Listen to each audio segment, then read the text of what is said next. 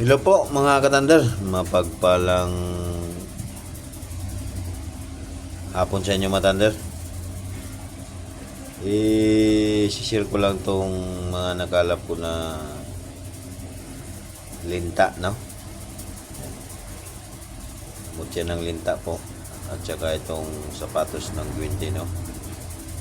Yan, i-share ko lang po sa inyo mga tander, no? Mga bagong kalap po natin yan. Yan.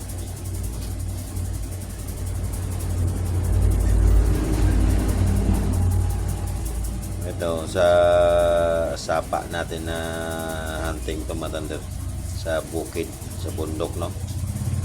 So ito sa tabing sapa to, yung may punso doon. Hindi ko lang nagawa na ng video kasi maulan mga katander, masira yung cellphone ni Utol nyo Thunder, kaya hindi natin na kuha na ng video. Pag hindi na siguro umuulan dito mga Thunder, bibidyo na natin, no? Mag video tayo ng buwan na mag-hunting tayo. Yan, share ko lang mga Thunder sa inyo para may alam kayo sa mutya ng linta kung anong birtod at anong bisa, no? Saka itong sapatos ng duwende. Pero bago tayo magsimula mga Thunder, no? Ito mga Thunder, gamit to, no? Yan, gamit ko po yan. Oo, yan. Kahoy po yan, no? Yan. Kahoy na bato. Dignum. Ito kahoy din to na bato. Yan, mga Thunder. Pero bago tayo magsimula magpaliwanag dyan mga Thunder, no? Paalala muna tayo sa mga bagong manonood dyan, bagong napadaan, mga bagong subscriber natin at follower. Ito pong videos na ito pong channel na ito po ay para lang po sa mga taong naniniwala ng mga anting-anting, agimat laning-laning sa katawan at lihim ng karunungan, no? Sapagkat kung hindi naman po kayo naniniwala ng mga usaping anting-anting, agimat, mga mutya, lihim ng karunungan, i-skip nyo na po yung channel, no?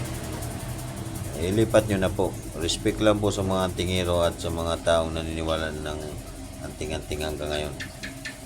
Yan, magagtak na yung tikay. Respeto lang natin yung paniniwala ng antingero at paniniwala ng mga tao. May naniniwala pa rin ng anting-anting hanggang ngayon mga tao, no? Kahit hindi sila antingero, naniniwala pa rin sila ng mga mutya, mga gimat. Kaya irespeto natin sila at atin ding irespeto natin ang ating Panginoon Diyos, makapangyarihan sa lahat na gawa ng ating mundo, no? Yun lang po mga Thunder. Balik tayo dito mga Thunder, no? Ito po ay sapatos ng duwende, no? Ganda yan mga Thunder, no? Kampo yan. Ito po ay pampaswerte at gabay sa paglalakbay mga Thunder, no? Gabay po sa paglalakbay. Yan. Protektahan ka po protektahan ka po sa daan na maging panatag ka sa iyong paglalakbay at pampaswerte sa buhay, no? May maganda mga Thunder. Yan po panglihis ng disgrasya at panganib, mga masamang tangka. Yan po ang kapangyarihan yan at lihis sa mga kulam at barang, no? Pampaswerte po yan, pampaswerte sa negosyo at sa hanap buhay at swerte sa mga kanyan.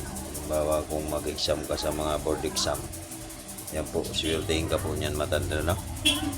Ito, tatlong mutya ng linta matander na kalap natin, no? Sa bundok. Yan po siya matander. Lakas po niyan matander, oh. Linta po yan. Parehas po ang bisa niyan matander. Yan, oh.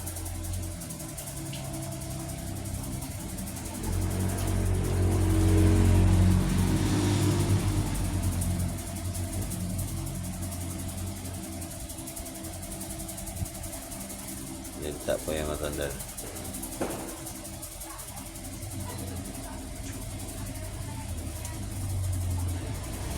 Yan po ang tinatawag na money magnet, no? Linta. Nagsisip-sip ng good enerhiya po yan.